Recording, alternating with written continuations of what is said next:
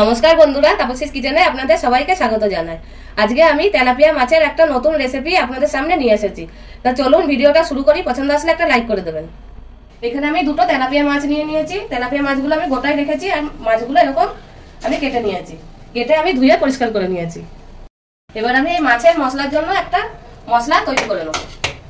এখানে নিয়ে নিয়েছি একটা মিক্সির জার। মিক্সির জারের মধ্যে দিয়ে দেবো ধনে পাতা আর দিয়ে দেবো 4-5টা রসুনের কোয়া আর অল্প আদা আর 4-5টা কাঁচা লঙ্কা। এবার একটু জল দিয়ে এটা একটা পেস্ট বানিয়ে নেব। এবার আমি এখানে একটা আবারও থালা নিয়ে নিয়েছি। এবার এর মধ্যে এই মশলাটা ঢেলে দেবো।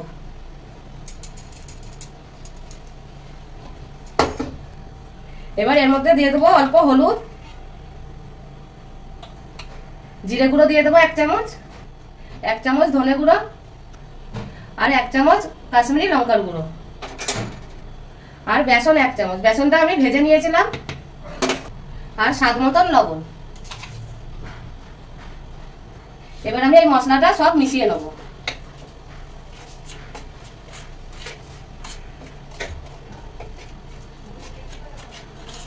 মশলাটা সব একসাথে মিশানো হয়ে গেছে।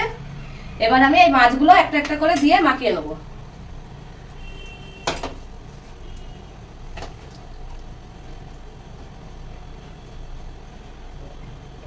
বেশ ভালো করে মাখাতে হবে যাতে মাছের কাঁটা আছে ওর ভিতরে যাতে ঢুকে যায়।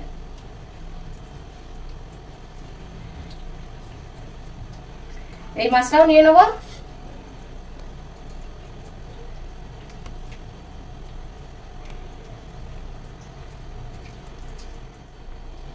মশলা মাখানো হয়ে গেছে পুরোটাই।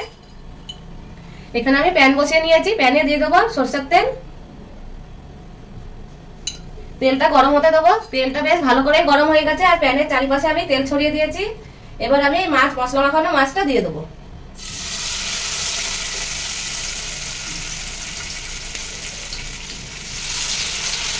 ওপর দিয়ে এই মশলাটাও দিয়ে দেবো।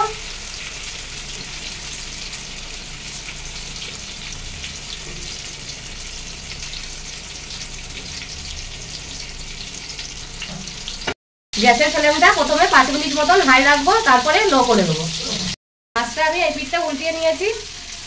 এবার আমি 5 মিনিট মতন ঢাকা দিয়ে রেখে দেবো। হয়ে গেছে, এবার আমি নামিয়ে নেবো।